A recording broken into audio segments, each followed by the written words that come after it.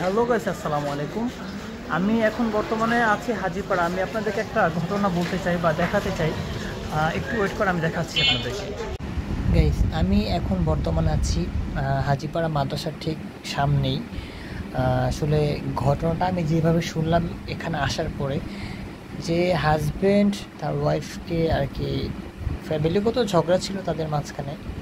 তো বিকেল 4:30 নাগাদ নাকি একটু সমস্যার কারণে তাদের ঘরের মধ্যে একটু হয়ে হাল্লা চিল্লাফাল্লা হয়েছে। তারপর নাকি আসলে যেহেতু ঘটনা ভালো করে ওইখানে শোনার মতো কোনো লোকজন পাচ্ছি না, যে যার কাছ থেকে আমি ঘটনা জানবো। তো ওইখানে কিছু মানুষের কাছে জিজ্ঞেস করছি, তারা বলছে যে মেয়েকে নিয়ে নাকি একটু সমস্যা হয়েছিল, এই জন্য আর কি ঝগড়ার কারণে এক পর্যায়ে দেখা যায় ধারালো বটি দিয়ে নাকি দিয়ে যেন ওয়াইফের গলা কেটে ফেলছে। তো আসলে গাইস কী বলবো, ফেসবুকে ইউটিউবে ঢুকলে আসলে এখন চারিদিকে যে মৃত্যুর মিছিল দেখা যাচ্ছে, আসলে খুব ভয়ের মধ্যে আছি আমরা। এই যে সেই ঘাতক স্বামীকে দেখার জন্য সবাই আসছে এখানে। আপনাদেরকে আমি একটু দেখাতে চাই আসলে যে পরিমাণে ভিড়, দেখাবো কীভাবে। ওই হচ্ছে সেই এখন যাবেন না, নিয়ে যাবেন।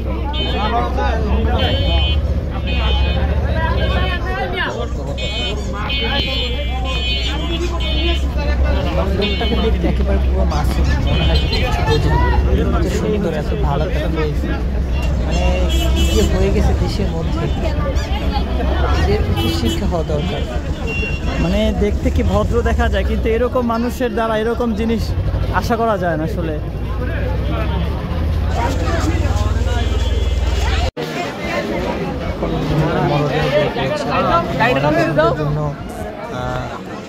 পাঠানো হবে আসলে যে পরিমাণে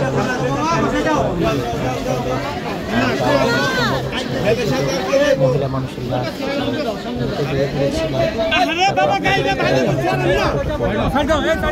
তারপরে সবাই একটু সাবধান থাকবে। আমি কিছুক্ষণ আগে আলোকিত পাশে একটা পোস্ট দেখলাম যে হাজিপাড়া নাকি একটা মার্ডার হয়েছে। তো ওটা পোস্টটা দেখার সাথে সাথে আমি চলে গেছি এখানে সরাসরি দেখার জন্য যে আসলে সত্যি নাকি ঘটনাটা। তো হ্যাঁ, যাওয়ার পরে যা দেখলাম আসলে সেটা দেখা যাওয়ার মোটো প্রস্তুত ছিলাম না। আর এখানে কী বলবো, এত মানুষ ছিল, প্রচুর মানুষ ছিল যে আমি যাবো ওরকম কোনো ক্যাপাসিটি পাচ্ছি না। তো কী বলবো, বড় মতো ভাষা নেই।